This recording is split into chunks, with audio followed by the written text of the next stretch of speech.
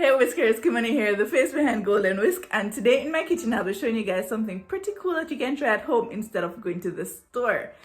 So, I'll be telling you guys how to make your own Easter bun, spice bun, fruit bun, I don't know what you call it, but you know, that's something right there, so yeah, that. So you can try this at home. I'm pretty sure that you guys will love this recipe as much as I do, so yeah, let's do this.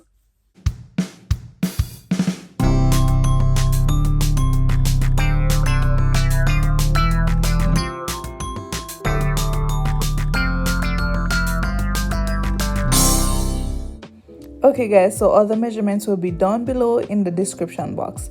First thing I did was to sift my flour to prevent lumping and also to incorporate some air.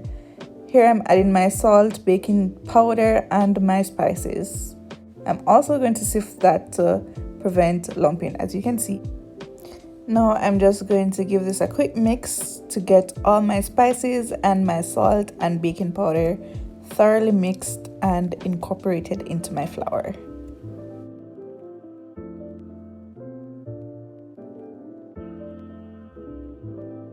Okay, so next I'm just adding my fruits to my flour and getting them coated so that they don't sink to the bottom of my bun. Now you can totally omit the fruits, but as you can see, I love fruits in my bun, so I'm adding a whole lot. You can also just replace this with raisins. Now in a new bowl, I'm adding all my wet ingredients, starting with my sugar. Here I'm adding a couple tablespoons of melted butter. It is important to have your butter melted and cooled, as you don't want the heat from the butter to cook your eggs. That is followed by a couple tablespoons of molasses.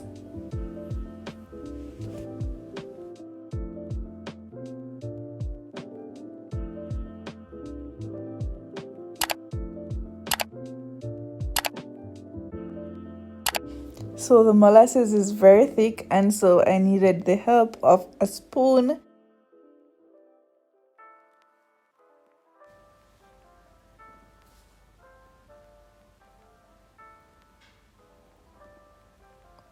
So next I'm adding a tablespoon of browning. You can choose to add this or you can omit this part if you don't like your buns too dark. Now I love mine dark, so I did add a whole tablespoon, but you can add a teaspoon or none at all. This is followed by a tablespoon of vanilla.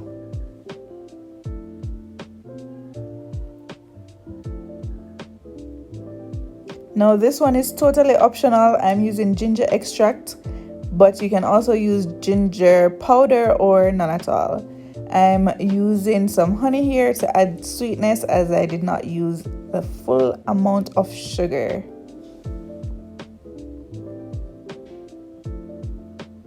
The honey adds sweetness and also adds to the texture of the bun so that you get that moist, almost sticky-like texture.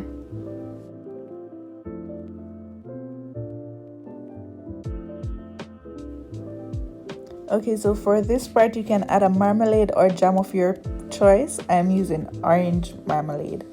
I also added an egg. Now I'm going to just mix everything to combine.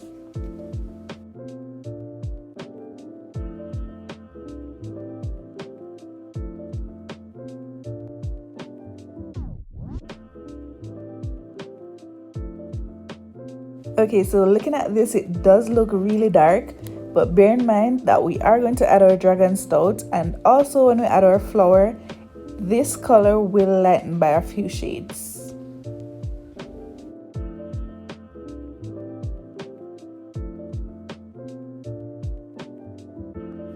Okay, so I'm adding my first dragon stout. The recipe calls for 1.5, but I'm only adding 1 at this point because all flours are different and absorb liquid different, and so the other half will be gradually added closer to the end of the process. Okay, so don't be alarmed if your liquid is foamy. That is due to the carbonation from the beer and also due to the butter that was added. Okay guys, so now I'm just going to combine my liquid and my dry ingredients.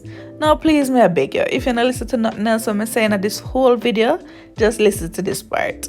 We don't want to overmix our batter, okay? So the minute you don't see any more flour in your bowl, please to stop mixing. Please may I beg you to stop mix. We don't want our gluten to start developing on our countertops. And if we do continue to mix, the gluten in the flour and the baking powder will start to activate, and we don't want that. We want our buns to develop the gluten and start rising in the oven. So once you stop seeing flour, stop mixing. We want a moist, delicious, fluffy bun and not a tough bun that reminds you of a pudding. So I repeat, please stop mixing the second you stop seeing flour. Okay? Thank you. You will thank me later.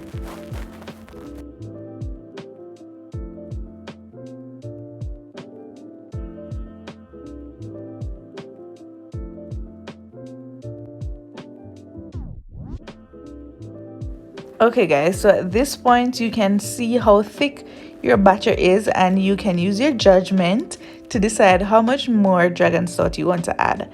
So that's what I'm doing here. I'm just adding a little bit more, and then I'm going to mix it in, and if I want a little bit more, I'll add that at that point.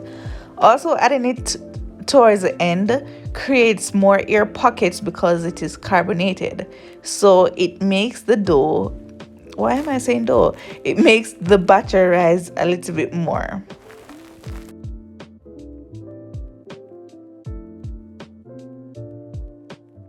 Okay guys, so the second everything was thoroughly combined, I stopped mixing.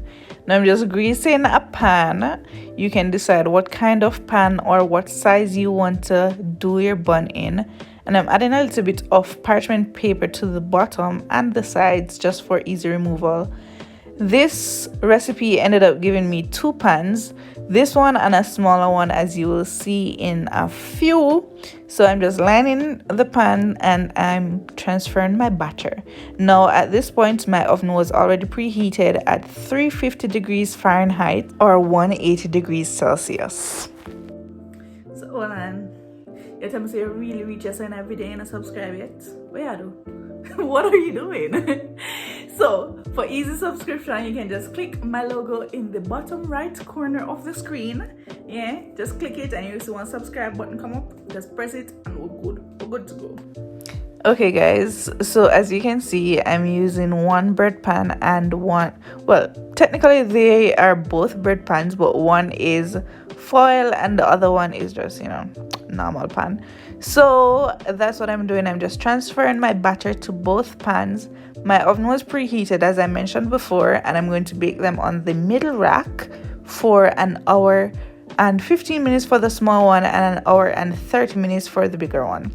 Now for presentation purposes mainly, I'm adding some more raisins and I'm going to add some more mixed peels to the top of my buns. Now bear in mind that everybody's oven is different, and the type of material used to make your pan may also affect the baking time.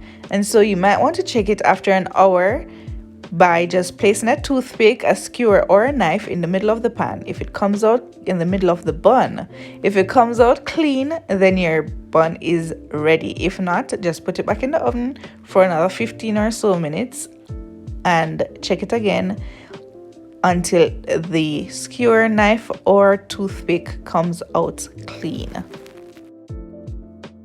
I also wanted to mention that there is a yeast dough bun recipe, but this one is the easiest and it is suitable for all levels of baker and it is less stressful and it goes a whole lot faster because you don't have to wait on anything to proof and then reproof.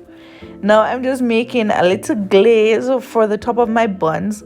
The ingredients and measurements will be listed down below as mentioned before. And now that I've combined all my ingredients in my saucepan, I'm just going to add it to my heat and allow it to come to a boil. Then I'll allow it to cool. Now I just added my glaze to the top of my baked bun, and this is the results, guys. I was so proud. Okay guys, so it's not yet cooled and I probably should have waited, but I decided to cut the small one because I'm very impatient and it's taking too long to cool and I just want to taste it before I finish my other orders. Anyway, can you see how moist that is? Like, can you see that? This is actually really good. And the fact that I'm here eating the bun without cheese or anything else, that says it all. I feel my heart. I feel like it's so hard to talk because I'm literally salivating right now, but this is so good. I can't wait till everybody wake to taste it. Like, I am shocked. So if you liked that video, then don't forget to like, share, comment, and subscribe. Leave a comment down below so that I can know what your thoughts are or any suggestions that you may have for my next video. On the screen I have 2 videos. On this side I have 15 weird facts about myself. Yeah, I'm really weird and that video just proves that. And on this side I have an amazing microwave treat. So if you like bread pudding, then you can check this video out. And yeah, so I'll see you guys next Wednesday with another great video. Until then, stay golden.